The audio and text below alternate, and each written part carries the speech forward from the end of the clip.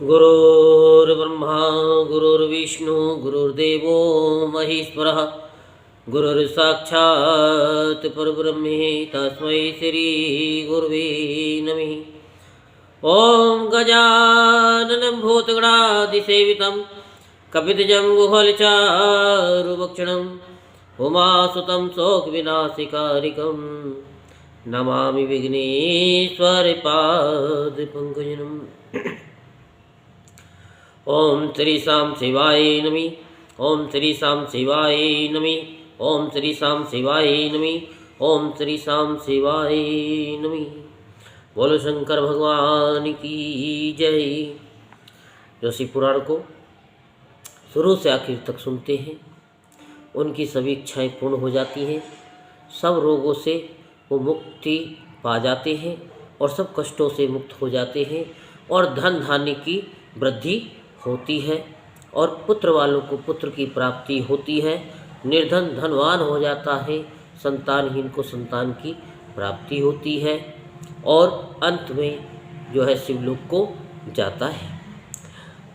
तो सोमवार को 5 मोमबत्ती शिवालय में जलाएं और 2 मोमबत्ती अपने घर के दरवाजे पर, एक सीधे हाथ की तरफ एक उल्टे हाथ की तरफ जलाएं।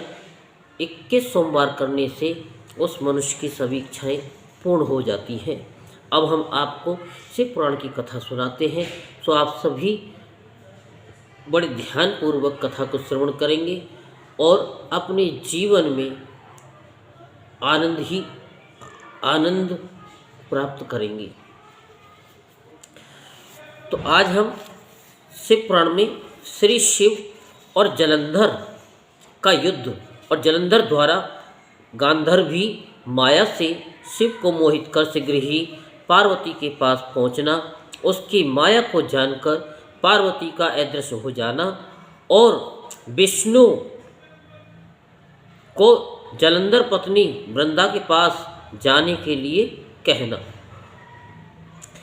सनत कुमार बोले, इसके बाद रुद्र रूप वाले महाप्रभु शंकर बैल पर सवार हो वीरगणों के साथ हंसते हुए संग्राम भूमि में गए।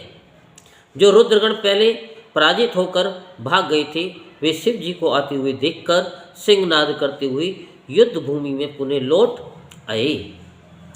वे और शंकर के अन्य गण भी शब्द करते हुए आयुधों से युक्त हो बड़े उत्साह के साथ बाणों की वर्षा से दैत्यों को मारने लगे। उस समय सभी दैत्य भयंकर रुद्र को देखकर इस प्रकार भागने लगे। उस समय सभी दैत्य भयंकर रुद्र को देखकर इस प्रकार भागने लगे, जिस प्रकार से भक्तों को देखकर उसके भय से पाप भाग जाते हैं। तदंतर युद्ध में असुरों को परांगमुख देखकर वे जलंधर हजारों बाणों को छोड़ता हुआ शंकर जी की ओर दौड़ा। शुंभ निशुंभ आदि हजारों दैत्य राज्य भी क्रोध से होठों को चबाते हुए बड़े वेग से शंकर जी की ओर जाने लगे। वीरकालनेमी, खड़गरोमा, बलाहक, घसमर, प्रचंड तथा अन्य दैत्य भी शिव जी की ओर दौड़ पड़े। हे मुनि, शुंभ आदि सभी वीरों दैत्यगणों ने शीघ्र ही बाणों के द्वारा रुद्रगणों को ढक दिया और उनके अंगों को छिन्न-भिन्न कर दिया। तब शंकर ने अपने गणों को बाणों के अंधकार से आवृत देखकर शीघ्रतापूर्वक दैत्यों के बाण समूह को काटकर अपने बाणों से आकाश को भर दिया। उन्होंने बाणों की आंधी से दैत्यों को पीड़ित कर दिया और बाण समूहों से दैत्यों को पृथ्वी तल पर गिरा दिया। उन्होंने अपने परशु से खड़गरोमा का सिर धड़ से अलग कर दिया और खटवांग से बलाहक के सिर के 2 टुकड़े कर दिए। घसमर नामक दैत्य को पास में बांधकर उसे भूमि पर पटक दिया और अपने त्रिशूल से महावीर प्रचंड को काट डाला। शिवजी के वृषभ ने कुछ को मार डाला, कुछ बाणों के द्वारा मार दिए गए और कुछ दैत्य सिंह से पीड़ित हाथियों की भांति स्थित रहने में असमर्थ हो गए। तब क्रोधाविष्ट मन वाला वह महादैत्य जलंधर शुंभ आदि दैत्यों को धिक्कारने लगा और धैर्य युक्त होकर हंसता हुआ कहने लगा। जलंधर बोला, पहले शंकर जी से बोला कि भागकर पेट दिखाते हुए माता के मल के समान इन दैत्यों को मारने से क्या लाभ, क्योंकि भयभीत लोगों को मारना सालज्ञ तथा वीरों के लिए स्वर्गप्रद नहीं होता। यदि युद्ध करने में तुम्हारी श्रद्धा है, हृदय में थोड़ा भी साहस है तथा यदि ग्राम्य सुख में थोड़ी भी स्पृहा है तो मेरे सामने खड़े रहो। उन्होंने अपने वीरों से बोला, युद्ध भूमि में मर जाना अच्छा है, ये सभी कामनाओं का फल देने वाला है, यश की प्राप्ति कराने वाला है तथा विशेषकर मोक्ष देने वाला भी कहा गया है। जो रणभूमि में युद्ध करते हुए मारा जाता है वह सन्यासी एवं परमज्ञानी होता है और सूर्य मंडल को भेद कर परम पद को प्राप्त करता है। बुद्धिमानों को कभी भी कहीं भी मृत्यु से भय नहीं होना चाहिए, क्योंकि समस्त उपायों से भी इसे रोका नहीं जा सकता। हे वीरों, ये मृत्यु तो जन्म लेने वालों के शरीर के साथ ही पैदा होती है, वह आज हो अथवा 100 वर्ष बाद हो, प्राणियों की मृत्यु तो निश्चित ही है। इसलिए मृत्यु का भय त्याग कर संग्राम में प्रसन्नतापूर्वक युद्ध करो। ऐसा करने से इस लोक में तथा परलोक में भी निस्संदेह परम आनंद की प्राप्ति होती है। सनत कुमार बोले, हे व्यास, ऐसा कहकर उसने अपने वीरों को अनेक प्रकार से समझाया, किंतु वे भय के कारण धैर्य धारण न कर सके और रण से भागने लगे। तब अपनी सेना को भागती हुई देखकर महाबली सिंधुपुत्र जलंधर को बड़ा क्रोध उत्पन्न हो गया। इसके बाद क्रोध से आविष्ट मन वाला वह जलंधर क्रोध से वज्र की ध्वनि के समान कठोर शब्द करके युद्ध भूमि में रुद्र को ललकारने लगा। जलंधर बोला, हे जटाधर, तुम आज मेरे साथ युद्ध करो, इन्हें मारने से क्या लाभ? यदि तुम्हारे पास कुछ बल है तो उसे दिखाओ। सनत कुमार बोले, ऐसा कहकर उस महादैत्य जलंधर ने 17 बाणों से अक्लिष्ट कर्मा वृषभध्वज शिव जी पर प्रहार किया। महादेव जी ने अपने तक न पहुँचे हुए जलंधर के उन बाणों को अपने तीक्ष्ण बाणों से शीघ्र ही हंसते हंसते काट दिया और 7 बाणों से उस जलंधर दैत्य के घोड़े, पताका, छत्र और धनुष को काट गिराया। हे मुनि, शंकर के लिए यह अद्भुत बात नहीं थी। तब कटे हुए धनुष वाला तथा रथ विहीन वह सिंधुपुत्र दैत्य जलंधर गदा लेकर क्रोध के साथ वेगशील होकर शिव जी की ओर दौड़ा। हे पराशर पुत्र, तब महान लीला करने वाले प्रभु महेश्वर ने उसके द्वारा चलाई गई गदा को शीघ्र ही सहसा 2 टुकड़ों में कर दिया। फिर भी वह महादैत्य क्रोध में भरकर अपनी मुष्टिका का तान कर उन महादेव को मारने की इच्छा से बड़ी वेग से उन पर झपटा। इतने में अक्लिष्ट कर्म करने वाले ईश्वर ने अपने वाण समूह से शीघ्र ही उस जलंधर को 1 कोस पीछे ढकेल दिया। तत्पश्चात दैत्य जलंधर ने रुद्र को अपने से अधिक बलवान जानकर उनको मोहित करने वाली अद्भुत गांधर्वी माया का निर्माण किया। उस समय उसकी माया के प्रभाव से शंकर जी को मोहित करने के लिए अप्सराओं एवं गंधर्वों के अनेक गण प्रकट हो गए। उसके बाद गंधर्व तथा अप्सराओं के वे गण नाचने गाने लगे तथा दूसरे ताल, वेणु और मृदंग बजाने लगे। उस समय आश्चर्य को देखकर रुद्र अपने गणों के साथ उस रणभूमि में मोहित हो गए। उन्हें अपने हाथ से अस्त्रों के गिरने का भी ध्यान न रहा। इस प्रकार रुद्र को एकाग्रचित्त देखकर काम के वशीभूत वह दैत्य जलंधर बड़ी शीघ्रता से वहां पहुंचा जहां गौरी विराजमान थी।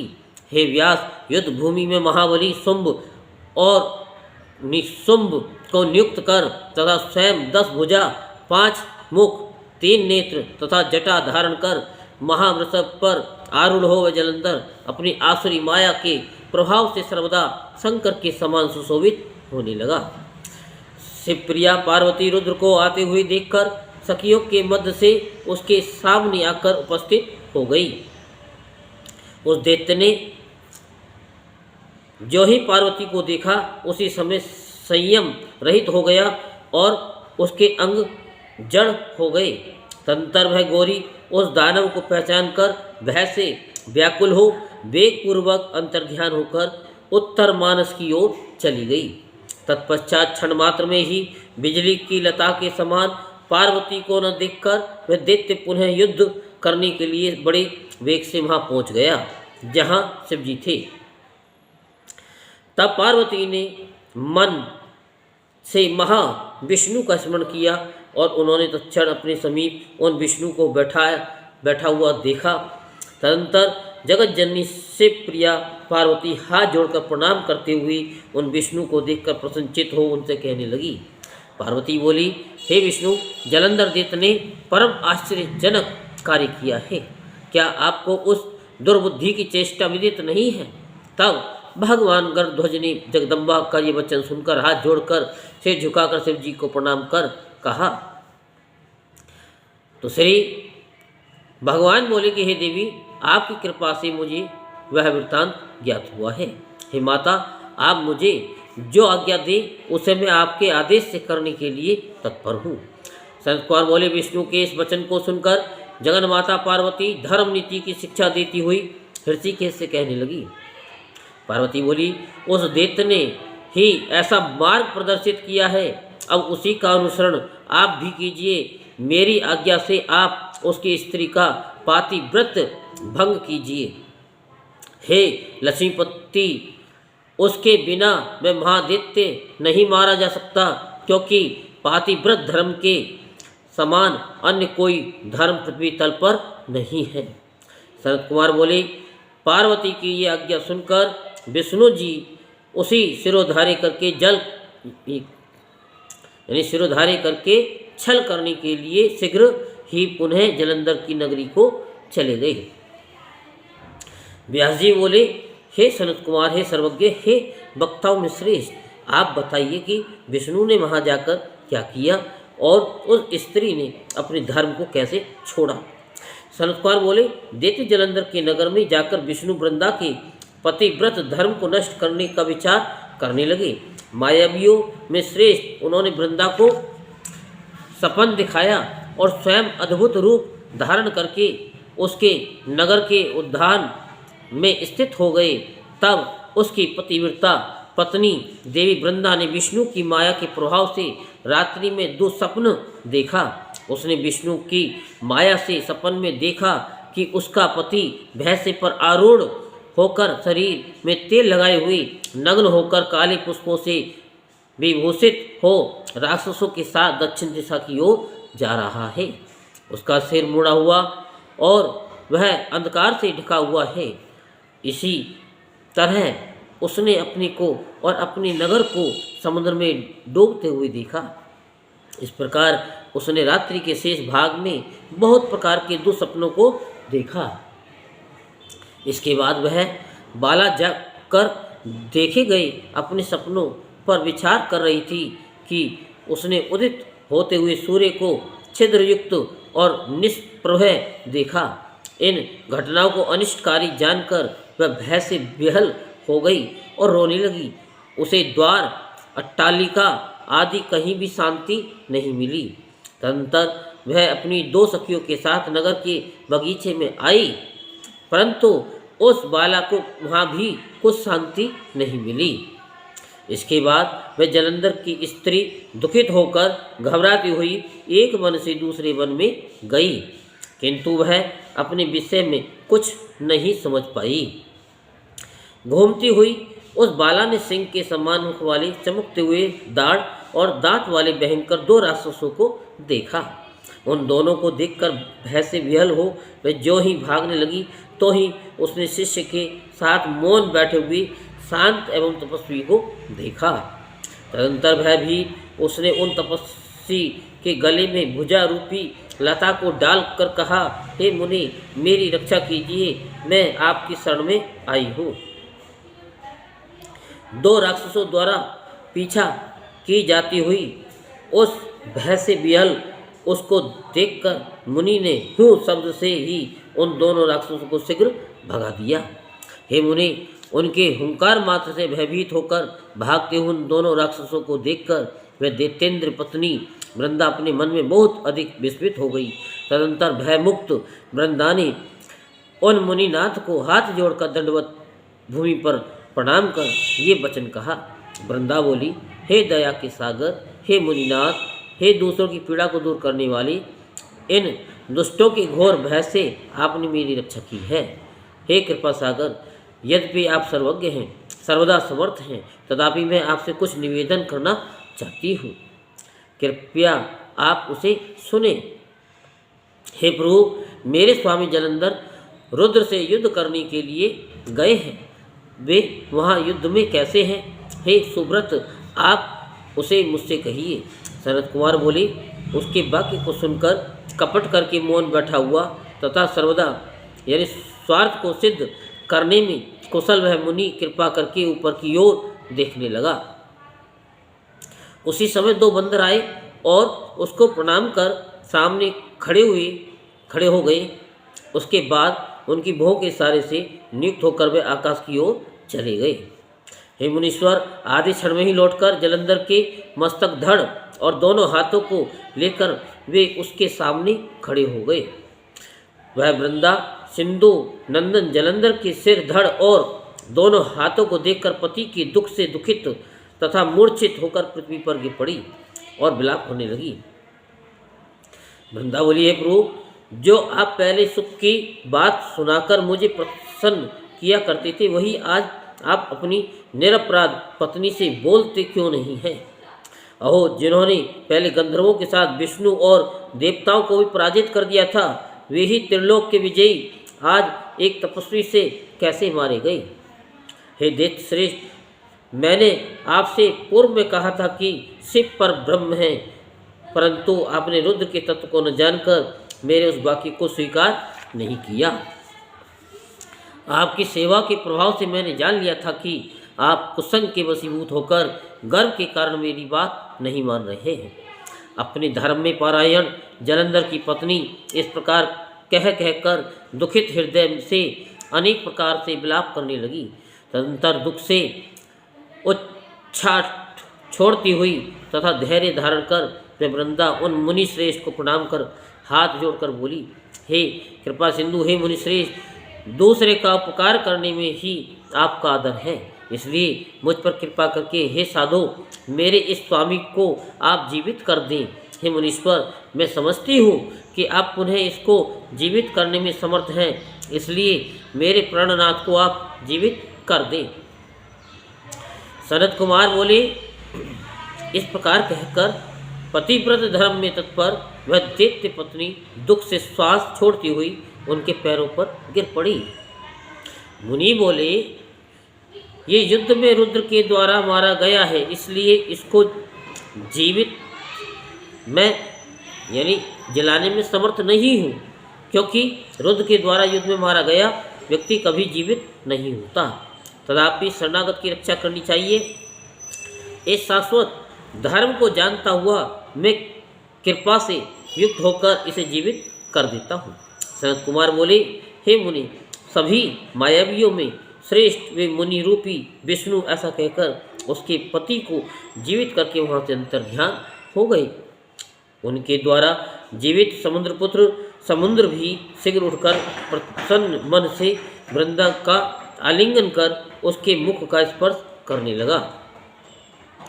पति को देखकर वृंदा ने हर्षित मन से सभी प्रकार के शोक का परित्याग कर दिया और इस घटना को सपन के समान समझा। वह प्रसन्न चित्त से काम का उदय होने पर उस वन के मध्य में ही उसके साथ बहुत दिनों तक विहार करती रही। एक बार सहवास के अंत में उसको विष्णु के रूप में जानकर क्रोध से युक्त होकर फटकारती हुई वृंदा ये वचन बोली। वृंदा बोली, अरे पर स्त्रीगामी हरि, तुम्हारे इस प्रकार के चरित्र को धिक्कार है। मैंने तुमको अच्छी प्रकार से जान लिया है कि तुमने ही माया का आश्रय लेकर तपस्वी का वेश धारण किया था। सनत कुमार बोले, हे व्यास, पतिव्रत पारायण उस वृंदा ने ऐसा कहकर क्रोध युक्त होकर अपने तेज को दिखाते हुए विष्णु को शाप दिया। हे महाधम दैत्य शत्रु, तुम दूसरे के धर्म को दूषित करने वाले हो, इसलिए अरे सठ सभी प्रकार के विषों से तीव्र मेरे द्वारा दिए गए शाप को ग्रहण करो। तुमने अपनी माया से जिन दो पुरुषों को दिखाया था, वे ही दोनों राक्षस बनकर तुम्हारी पत्नी का हरण करेंगे। तुम भी पत्नी के दुख से दुखित होकर वानरों की सहायता लेकर वन में भटकते हुए घूमो, और यह जो सर्पों का स्वामी शेषनाग तुम्हारा शिष्य बना था, ये भी तुम्हारे साथ भ्रमण करे। ऐसा कहकर वह वृंदा उस समय विष्णु के द्वारा रोके जाने पर भी अपने पति जलंधर का मन में ध्यान करते हुए अग्नि में प्रवेश कर गई। हे मुनि, उस समय उसकी उत्तम गति को देखने की इच्छा वाले ब्रह्मा आदि सभी देवता अपनी भार्यों के साथ आकाश मंडल में स्थित हो गए। उस समय दैत्येंद्र पत्नी की वह परम ज्योति देवताओं के देखते देखते ही शीघ्र अदृष्ट हो गई और शिवा पार्वती के शरीर में उस वृंदा का तेज विलीन हो गया। उस समय आकाश में स्थित देवताओं ने जय जय की ध्वनि की। हे मुनि, इस प्रकार कालनेमी की श्रेष्ठ पुत्री महारानी वृंदा ने पतिव्रत के प्रभाव से परामुक्ति को प्राप्त किया। उस समय हरि ने उसका स्मरण कर उसकी चिता की भस्म धूलि को धारण कर लिया। देवता और सिद्धों का ज्ञान देने पर भी उनको कुछ शांति नहीं मिली और वे वहीं पर स्थित हो गए। ये कथा तो आपको समझ में आ गई। कौन सी कथा?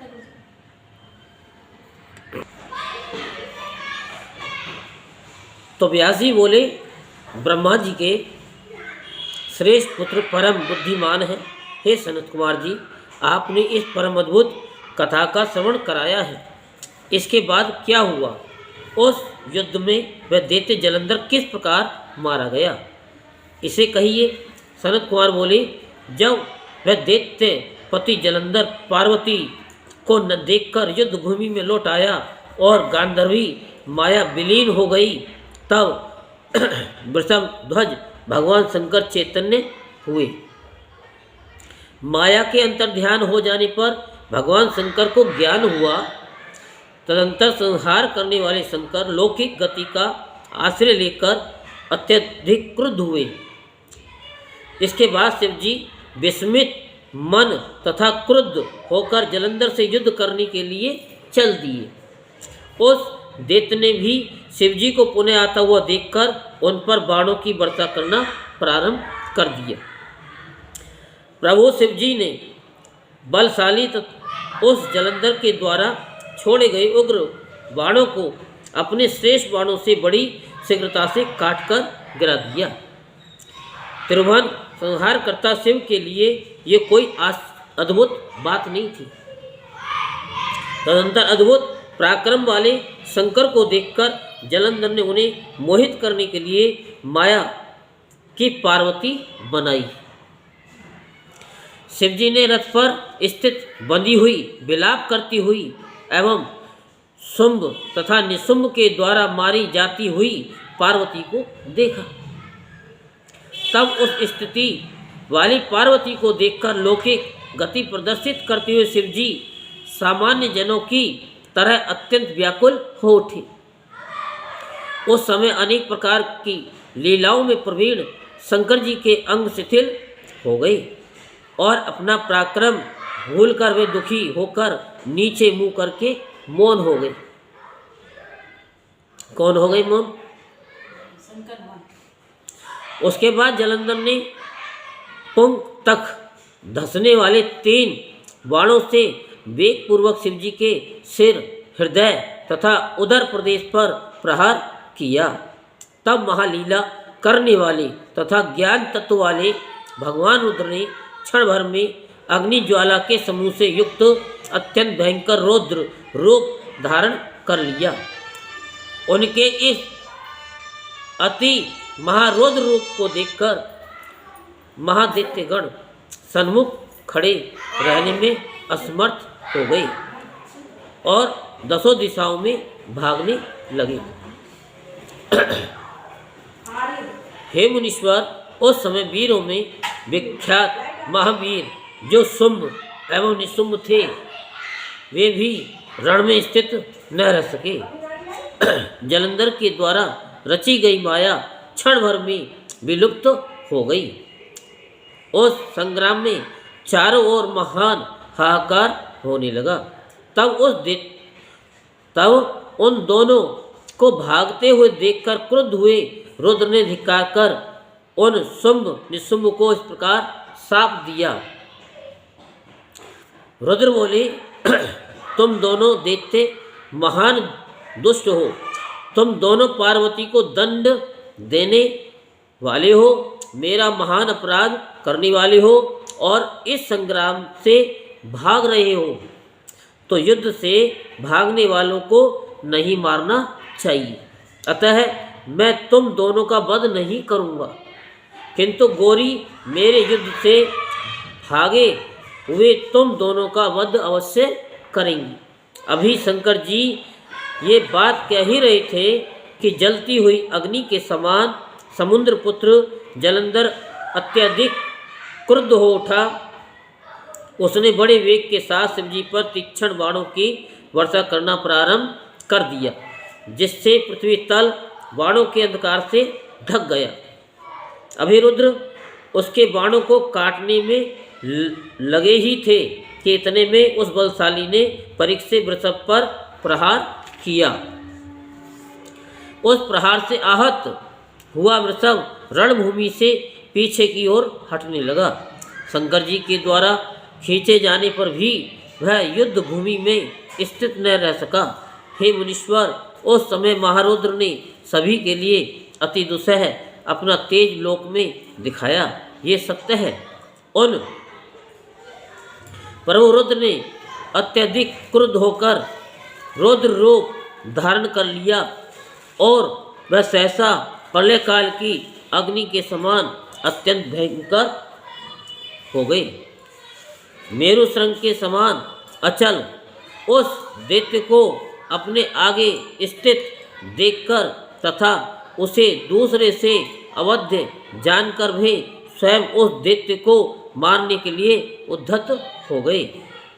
जगत की रक्षा करने वाले उन महाप्रभु ने ब्रह्मा के वचन की रक्षा करते हुए और हृदय में दया का भाव रखते हुए उस दैत्य के वध के लिए मन में निश्चय किया।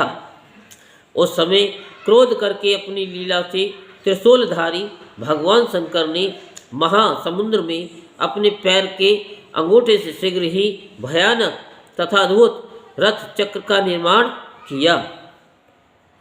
उन्होंने उस महासमुद्र में अत्यंत जाज्वल्यमान रथ चक्र का निर्माण करके तथा यह स्मरण कर कि निश्चय ही इससे दोनों लोगों का वध किया जा सकता है, वे दक्ष, अंधक, त्रिपुर तथा यज्ञ का विनाश करने वाले भगवान शंकर हंसते हुए बोले। महारुद्र बोले कि हे जलंधर, मैंने महासमुद्र में अपने पैर के अंगूठे से इस चक्र का निर्माण किया है। यदि तुम बलवान हो तो इस चक्र को पानी के बाहर करके मुझसे युद्ध करने के लिए ठहरो, अन्यथा भाग जाओ। शरद कुमार बोले। उनके इस वचन को सुनकर जलंधर की आंखें क्रोध से जल उठी और वह अपने क्रोध भरे नेत्रों से शंकर जी को जलाता हुआ उनकी ओर देखकर कहने लगा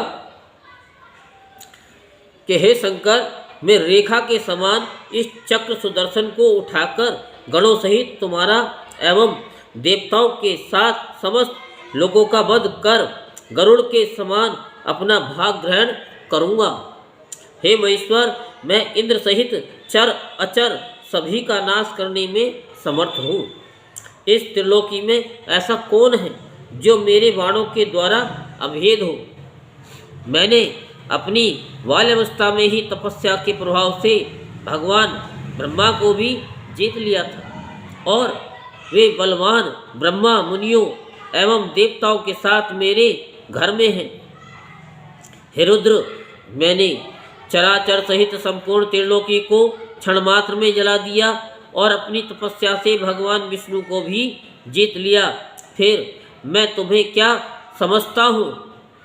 इंद्र, अग्नि, यम, कुबेर, वायु, वरुण आदि भी मेरे पराक्रम को उसी प्रकार नहीं सह सकते जिस प्रकार सर्व गरुड़ की गंध को भी सहन नहीं कर सकते।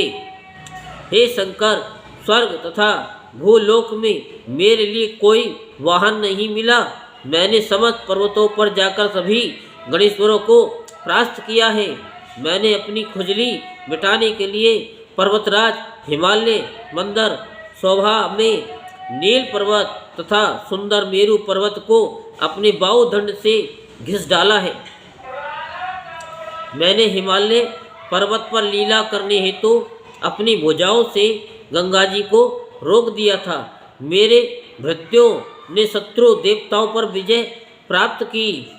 मैंने बड़वानल का मुख अपने हाथों से पकड़कर जब बंद कर दिया, उसी क्षण संपूर्ण जगत जल में हो गया था। मैंने ऐरावत आदि हाथियों को समुद्र के जल पर फेंक दिया था तथा रथ सहित भगवान इंद्र को सैकड़ों योजन दूर फेंक दिया। मैंने विष्णु के सहित गरुड़ को भी नागपाश में बांध लिया तथा उर्वशी आदि अप्सराओं को अपने कारागार में बंदी बना लिया। हे रुद्र, त्रिलोकी पर विजय प्राप्त करने वाले मुझ सिंधु पुत्र महाबलवान महादैत्य जलंधर को तुम नहीं जानते। सनत कुमार उस समय महादेव से ऐसा कहकर उस समुद्र पुत्र जलंधर ने युद्ध में मारे गए दानवों का स्मरण नहीं किया और न तो वह इधर उधर हिला डुला ही उस दुर्विनीत एवं मदान्ध दैत्य ने दोनों भुजाओं को ठोककर अपने बाहुबल से तथा कटु वचनों से रुद्र का अपमान किया। उस दुष्ट के द्वारा कहे गए अमंगल वचनों को सुनकर महादेव हंसे तथा बहुत क्रोधित हो गए। उन्होंने अपने पैर के अंगूठे से जिस सुदर्शन नामक चक्र का निर्माण किया था उसको अपने हाथ में ले लिया और उससे उसको मारने के लिए रुद्र उद्धत हो गए। भगवान शिव ने प्रलय काल की अग्नि के सदृश एवं करुण सूर्य के समान देदीप्यमान उस सुदर्शन चक्र को उस पर फेंका। आकाश तथा भूमि को प्रज्वलित करते हुए उस चक्र ने वेग से जलंधर के पास आकर बड़े बड़े नेत्रों वाले उसके सिर को वेग पूर्वक काट दिया। उस सिंधु पुत्र दैत्य का शरीर एवं सिर भूतल को नादित करता हुआ रथ से पृथ्वी पर गिर पड़ा और चारों ओर महान हाहाकार होने लगा।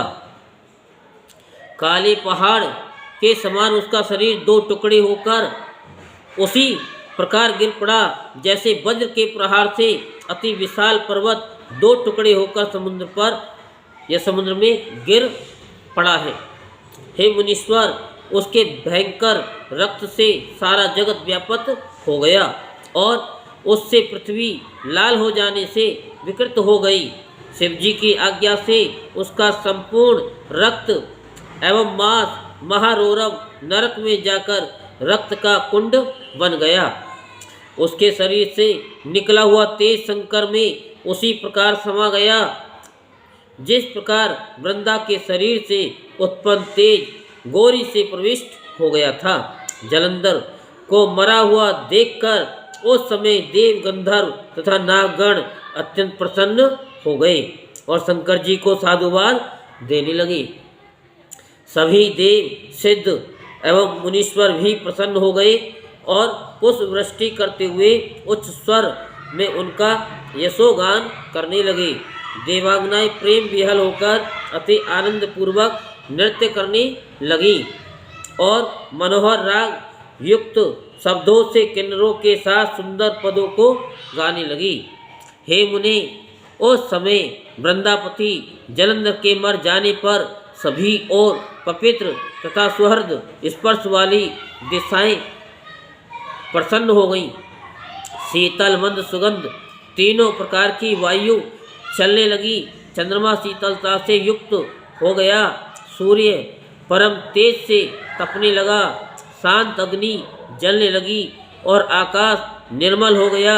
इस प्रकार हे मुनि, अनंत मूर्ति सदाशिव के द्वारा उस समुद्र पुत्र जलंधर के मारे जाने पर संपूर्ण त्रिलोक के अत्यधिक शांति में हो गया। सनत कुमार बोले, हे व्यास, इसके बाद ब्रह्मा आदि सभी देवता एवं मुनिगण सिर झुकाकर प्रिय वाणी से देव देवेश की स्तुति करने लगे। देवता बोले, हे देव देव, हे महादेव, हे शरणागत वत्सल, आप सदा सज्जनों को सुख देने वाले तथा भक्तों को दूर करने वाले हैं। आप अद्भुत उत्तम लीला करने वाले, एकमात्र भक्ति से प्राप्त होने वाले, दुर्लभ तथा दुष्ट जनों के द्वारा दुराराध्य हैं। हे नाथ, आप सर्वदा प्रसन्न रहें। हे प्रभु, वेद भी यथार्थ रूप से आपकी महिमा को नहीं जानते। महात्मा लोग अपनी बुद्धि के अनुसार आपके उत्तम यश का गान करते हैं। हजारों मुखों वाले शेषनाग आदि प्रेम पूर्वक सदा आपकी अत्यंत गूढ़ महिमा का गान करते हैं एवं वे अपनी वाणी को पवित्र करते हैं। हे देवेश, आपकी कृपा से जड़ भी ब्रह्मज्ञानी हो जाता है और आप सदा भक्ति से ही प्राप्त हैं, ऐसा वेद कहते हैं। हे प्रभु, आप दीन दयाल तथा सदा सर्वव्यापक निर्विकार तथा सज्जनों के रक्षक हैं। आप सद्भक्ति से आविर्भूत होते हैं। हे महेशान, आपकी भक्ति से बहुत लोग इस लोक में सभी प्रकार के सुख का उपभोग करके सिद्धि को प्राप्त हुए हैं और निराकार उपासना से दुखित हुए हैं।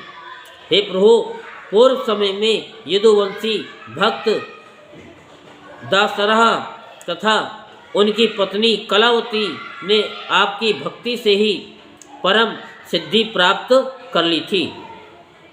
हे देवेश, इसी प्रकार राजा मित्रसेन तथा उनकी पत्नी मदयंती ने भी आपकी भक्ति से ही परम कैवल्य पद को प्राप्त किया था।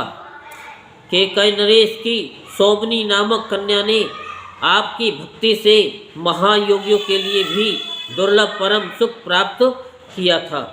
हे प्रभु, राजाओं में श्रेष्ठ विमर्शन ने आपकी भक्ति से 7 जन्म प्रयत्न अनेक प्रकार के सुखों का भोग करके सदगति प्राप्त की थी। निर्गुप्त श्रेष्ठ चंद्रसेन ने आपकी भक्ति द्वारा दुख से छुटकारा पाया था। इस लोक में एवं परलोक में नाना प्रकार के भोग प्राप्त हुए, वे आनंद करते रहे। महावीर के शिष्य गोपीपुत्र श्रीकर ने भी आपकी भक्ति से इस लोक में परम सुख भोग कर परलोक में सद्गति प्राप्त की। आपने प्रसन्न होकर शतरथ नामक भूपति का दुख हरण किया तथा उन्हें सद्गति प्रदान की। आपने राजपुत्र धर्मगुप्त को सुखी बनाया तथा उन्हें तार दिया। हे महाप्रभु, आपने माता के उपदेश से आपकी भक्ति करने वाले शुचिव्रत नामक ब्राह्मण को कृपा पूर्वक धनवान तथा ज्ञानी बना दिया। नृपश्रेष्ठ चित्रवर्मा ने आपकी भक्ति से इस लोक में देव दुर्लभ सुखों को भोग कर अंत में सद्गति प्राप्त की। चंद्रांगद नामक राजपुत्र ने अपनी स्त्री सीमंतनी सहित आपकी भक्ति से सारे दुखों को त्याग कर सुख संपन्न हो महागति को प्राप्त किया। हे शिव, मंदर नाम वाला ब्राह्मण जो वेश्यागामी अधम तथा महाखल था, वह भी आपकी भक्ति से युक्त होकर आपका पूजन कर उस वेश्या के साथ सद्गति को प्राप्त हुआ। हे प्रभु, भद्रायुं नामक राजपुत्र ने भी आपकी भक्ति द्वारा कृपा प्राप्त कर दुखों से मुक्त हो सुख प्राप्त किया और माता के साथ परम गति प्राप्त की। हे महेश्वर, सदा अभक्ष्य भक्षण करने वाला तथा सभी स्त्रियों से संभोगरत दुर्जन भी आपकी सेवा से मुक्त हो गया। हे शंभु, चिता की भस्म धारण करने वाला संबर जो शिव का महाभक्त था, वह नियम पूर्वक सदा चिता का भस्म धारण करने से शंकर रूप होकर अपनी स्त्री के साथ आपके लोक को गया। हे प्रभु, इस प्रकार भद्रसेन का पुत्र तथा उसके मंत्री का पुत्र जो उत्तम धर्म तथा शुभ कर्म करते थे और सदा रुद्राक्ष धारण करते थे, वे दोनों ही आपकी कृपा से इस लोक में उत्तम सुख भोग कर मुक्त हो गए। ये दोनों ही पूर्व जन्म में कपि तथा कुकुट थे और रुद्राक्ष धारण करते थे। भक्तों का उद्धार करने में तत्पर रहने वाले हे नाथ, पिंगला तथा महानंदा नामक दो विषय भी आपकी भक्ति से सद्गति को प्राप्त हुई। किसी ब्राह्मण की शारदा नामक कन्या बाल विधवा हो गई थी, वह आपकी भक्ति के प्रभाव से पुत्रवती तथा सौभाग्यवती हो गई। नाम मात्र का ब्राह्मण वेश्यागामी बिंदुग एवं उसकी पत्नी चंचुला दोनों ही आपका यश श्रवण कर परम गति को प्राप्त हुए। हे प्रभु, हे महेशान, हे दीनबंधु, हे कृपाल्य, इस प्रकार आपकी भक्ति से अनेक जीवों को सिद्धि प्राप्त हुई है। हे परमेश्वर, आप प्रकृति तथा पुरुष से परे ब्रह्म हैं। आप निर्गुण तथा त्रिगुण के आधार हैं और ब्रह्मा विष्णु हरात्मक भी आप ही हैं। आप निर्विकार तथा अखिलेश्वर होकर भी नाना प्रकार के कर्म करते हैं। हे महेश्वर शंकर, हम ब्रह्मा आदि सभी देवता आपके दास हैं।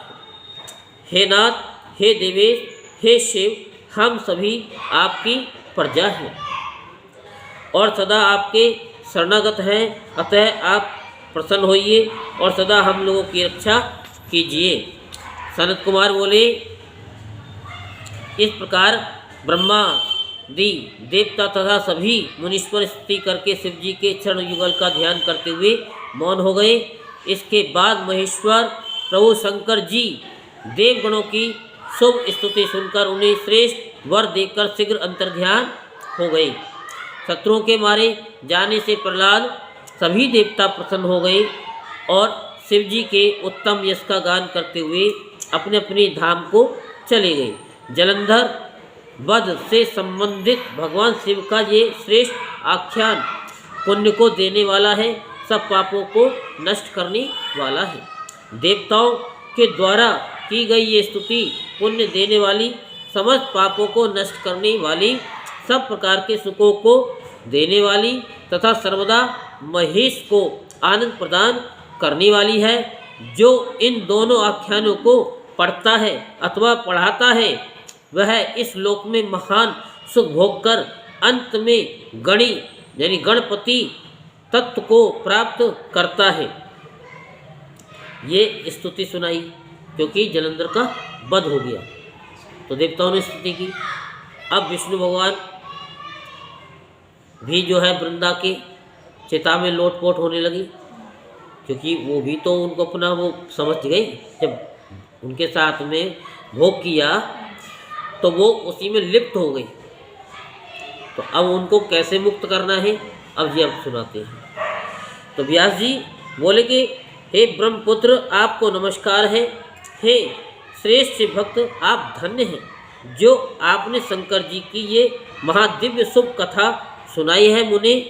अब आप प्रेम पूर्वक श्री विष्णु जी के चरित्र को सुनिए। उन्होंने वृंदा को मोहित कर क्या किया और वे कहाँ गए?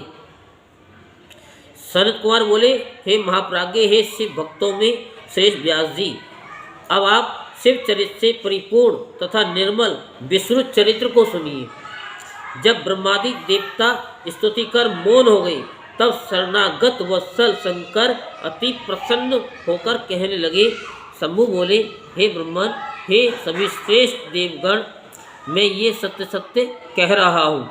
यद्यपि जलंधर मेरा ही अंश था, फिर भी मैंने आप लोगों के लिए उसका वध किया। हे तात, हे देवतागण, आप लोग सच सच बताइए कि आप लोगों को सुख प्राप्त हुआ अथवा नहीं। सर्वदा मुझ निर्विकार की लीला आप लोगों के लिए निर्मित ही हुआ करती है। सनत कुमार बोले, तदंतर देवताओं के नेत्र हर्ष से खिल उठे और वे शंकर जी को प्रणाम कर विष्णु का वृत्तांत निवेदन करने लगे। देवता बोले, हे महादेव, हे देव, आपने शत्रुओं के भय से हमारी रक्षा की, किंतु एक बात और हुई, हम क्या करें?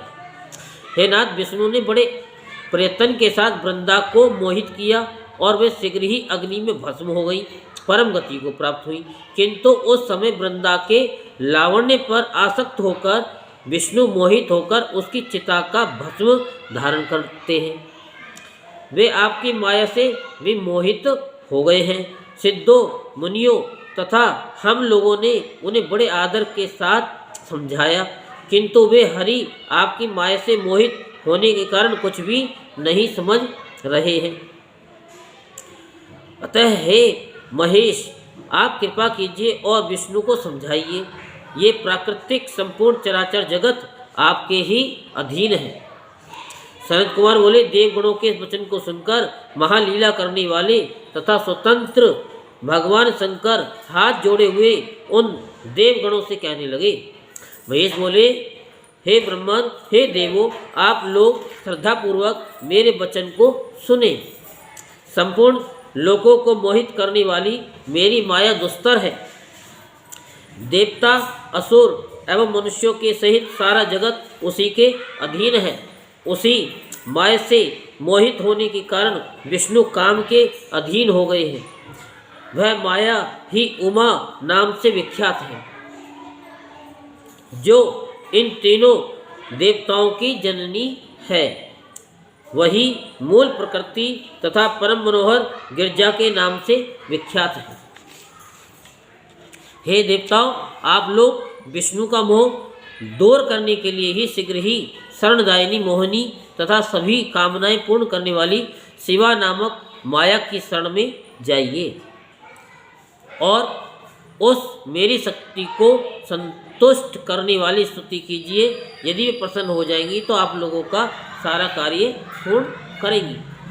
सनत कुमार बोले, हे व्यास, पंचमुख भगवान शंकर हर उन देवताओं से ऐसा कहकर अपने सभी गणों के साथ अंतर्ध्यान हो गए और शंकर जी की आज्ञा के अनुसार इंद्र सहित ब्रह्मादि देवता मन से भक्त वत्सला मूल प्रकृति की स्तुति करने लगे।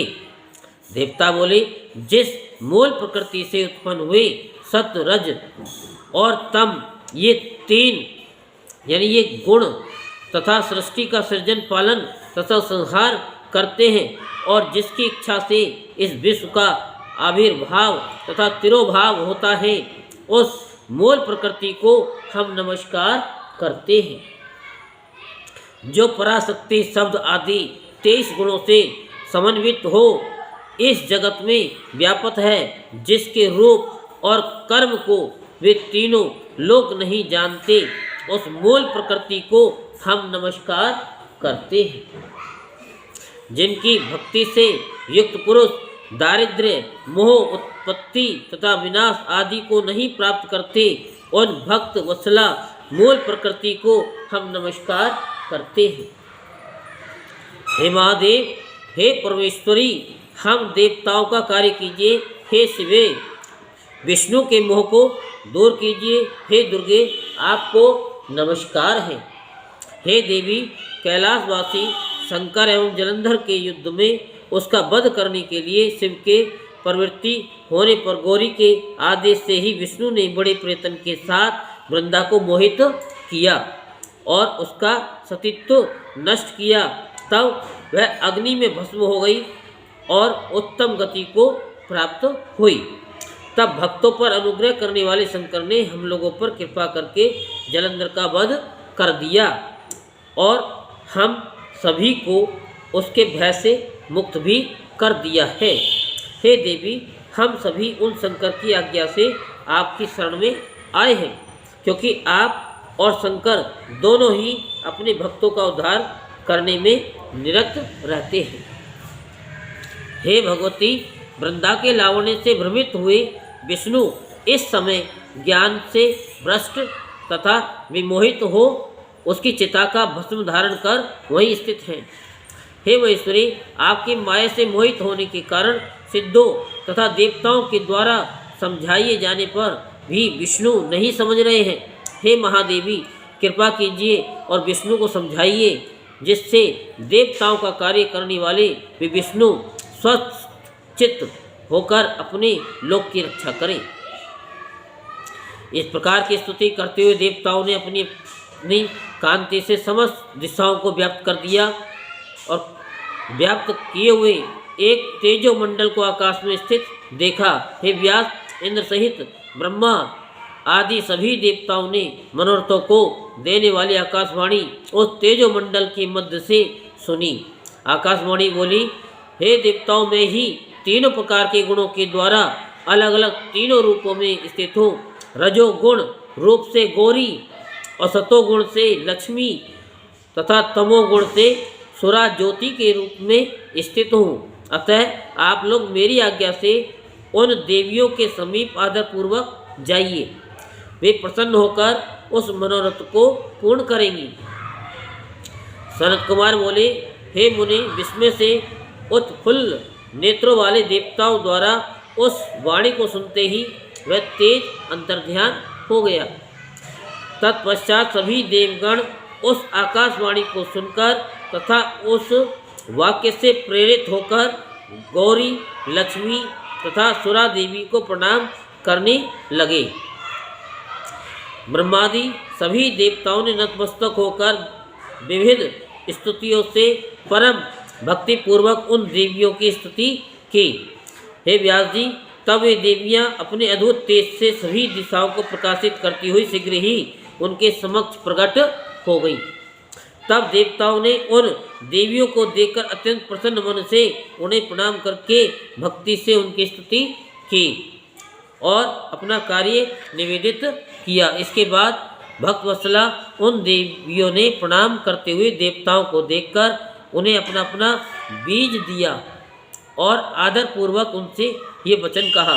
देव बोली, हे देवगणों, जहाँ विष्णु भगवान स्थित हैं वहाँ इन बीजों को बो देना, इससे आप लोगों का कार्य सिद्ध हो जाएगा। सनत कुमार बोले, हे मुनि, इस प्रकार कहकर वे देवियां अंतर्ध्यान हो गई। वे ब्रह्मा, विष्णु तथा रुद्र की त्रिगुणात्मक शक्तियाँ थीं। तब इंद्र सहित ब्रह्मा आदि सभी देवता प्रसन्न हो गए और उन बीजों को लेकर वहाँ गए जहाँ विष्णु भगवान स्थित थे। हे मुनि, उन देवताओं ने वृंदा की चिता के नीचे भूतल पर उन बीजों को डाल दिया और उन शिव शक्तियों का स्मरण करके वहीं पर स्थित हो गए। हे मुनीश्वर, उन डाले गए बीजों से धात्री, मालती और तुलसी नामक 3 वनस्पतियां उत्पन्न हो गई। धात्री के अंश से धात्री, महालक्ष्मी के अंश से मालती तथा गौरी के अंश से तुलसी हुई, जो तुम सत्व तथा रजोगुण से युक्त थी। हे मुने, तब स्त्री रूपणी उन वनस्पतियों को देखकर उनके प्रति विशेष राग विलास के भी भ्रम से युक्त होकर विष्णु जी उठ बैठे। उन्हें देखकर मोह के कारण कामासक्त चित्त से वे उनके प्रेम की याचना करने लगे। तुलसी एवं धात्री ने भी राग पूर्वक उनका अवलोकन किया। सर्वप्रथम लक्ष्मी ने जिस बीज को माया से देवताओं को दिया था, उससे उत्पन्न हुई स्त्री मालती उनसे ईर्षा करने लगी। ईर्षा, मालती। हाँ, इसलिए वे बर्बरी इस घृत नाम से पृथ्वी पर विख्यात हुई और धात्री तथा तुलसी राग के कारण उन विष्णु के लिए सदा प्रीति प्रद हुई। तब विष्णु का दुख दूर हो गया और वे सभी देवताओं से नमस्कृत होते हुए प्रसन्न होकर उन दोनों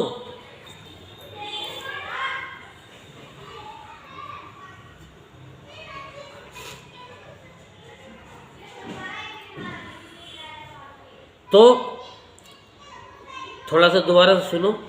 सर्वप्रथम लक्ष्मी जी ने जिस बीज को माया से देवताओं को दिया था उससे उत्पन्न हुई स्त्री मालती उनसे ईर्षा करने लगी, इसलिए वह बर्बरी इस गरित नाम से पृथ्वी पर विख्यात हुई और धात्री तथा तुलसी राग के कारण उन विष्णु के लिए प्रति यानी प्रीतिबद्ध प्रद हुई।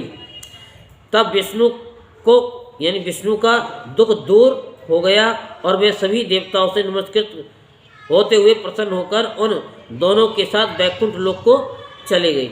हे विप्रेंद्र, कार्तिक के महीने में धात्री और तुलसी के सभी देवताओं के लिए प्रिय जानना चाहिए और विशेष करके ये विष्णु की अत्यंत प्रिय है। हे महामुने, उन दोनों में भी तुलसी अत्यंत श्रेष्ठ तथा धन्य है। ये गणेश जी को छोड़कर सभी देवताओं को प्रिय है तथा संपूर्ण कामनाओं को पूर्ण करने वाली है। इस प्रकार ब्रह्मा, इंद्र आदि वे देवता विष्णु को वैकुंठ में स्थित देखकर उनको नमस्कार कर तथा उनकी स्तुति कर अपने अपने स्थान को चले गए। हे मुनिश्रेष्ठ, मोह भंग हो जाने से विष्णु जी ज्ञान प्राप्त कर शिव जी का स्मरण करते हुए अपने वैकुंठ लोक में सुखपूर्वक निवास करने लगी। ये आख्यान मनुष्यों के सभी पापों को दूर करने वाला है, मनुष्यों की संपूर्ण कामनाओं को पूर्ण करने वाला, समस्त काम विकारों को नष्ट करने वाला तथा सभी प्रकार के विज्ञान को बढ़ाने वाला है। जो भक्ति से युक्त होकर इस आख्यान को नित्य पढ़ता है, पढ़ाता है, सुनता है और सुनाता है। समझ आ गया? पढ़ता है, स्वयं पढ़े या किसी को पढ़वाए कि भाई हमें सुना दो।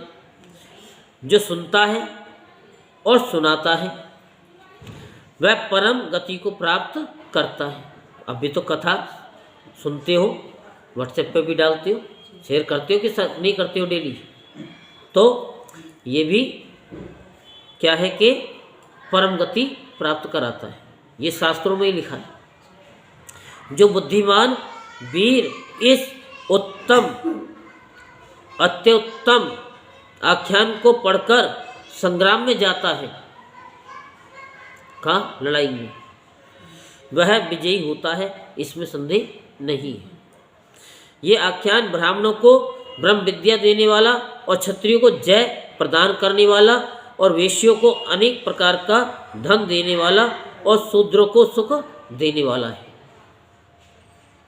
हे व्यास जी, ये शिव जी में भक्ति प्रदान करने वाला, सभी के पापों का नाश करने वाला और इस लोक तथा परलोक में उत्तम गति देने वाला है। बोल शंकर भगवान की। तो अब थोड़ी सी कथा हम आपको सुनाते हैं, फिर कल सुनाएंगे। शंखचूड़ की उत्पत्ति की कथा कि शंखचूड़ की उत्पत्ति कैसे हुई। सनत कुमार बोले, हे मुने, अब आप शंकर जी का एक और चरित्र प्रेम पूर्वक सुनिए, जिसके सुनने मात्र शंकर जी के प्रति दृढ़ भक्ति उत्पन्न हो जाती है। क्या हो जाती है?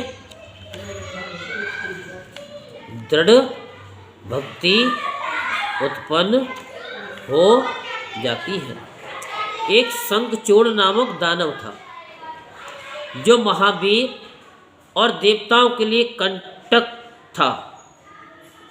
शिवजी ने त्रिशूल से जिस प्रकार युद्ध भूमि में उसका वध किया, हे व्यास जी, उस पवित्र पापनाशक तथा दिव्य चरित्र को आप अत्यंत प्रेम पूर्वक सुनिए।